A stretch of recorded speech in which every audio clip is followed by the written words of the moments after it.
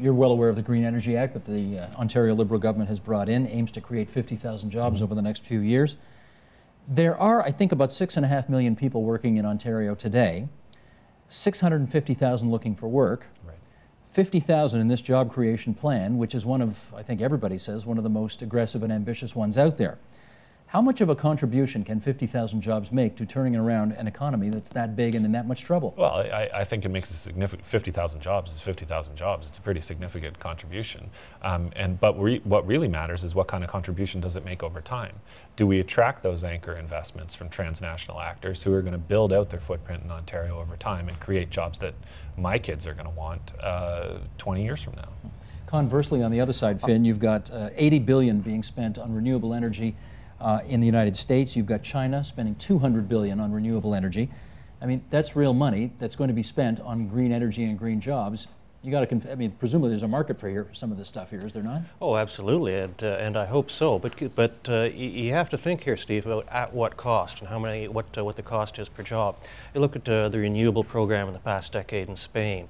The average investment per job would have been about 500,000 euros. For the wind sector, it'd be about €1 million per job. Those are astronomical sort of dollars per job counts.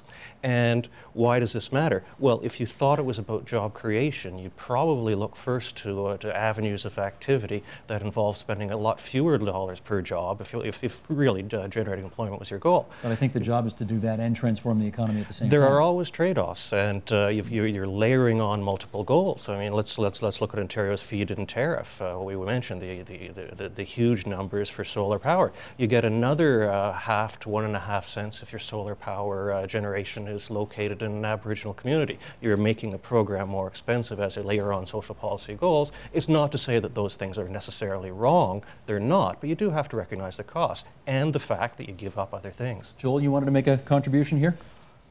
Yeah, there are a couple of things. One is I do think you need to look at the situation in countries that have already gone this way. And I think if you looked at the situation in large parts of Germany and Spain, and the United Kingdom, for them to spend that kind of money, I don't know where they're getting the money, because the United Kingdom is, they're one country that looks worse than the United States in terms of their fiscal policy.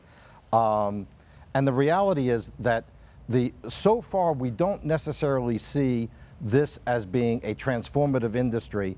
And the other thing that I think is also very important to understand is that technology in this area is going to be developed in many, many markets, and in many places really well ahead of, I think, where Ontario may be.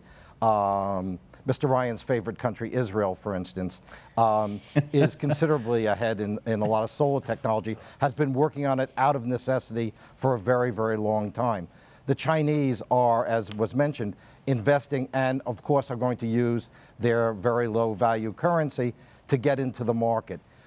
So I think this is going to be a very competitive world, and since almost every region of the world that I go to and every community here in the United States has the same strategy, that usually means that there's going to be extreme competition, and the opportunities will simply not be what people imagine them to be.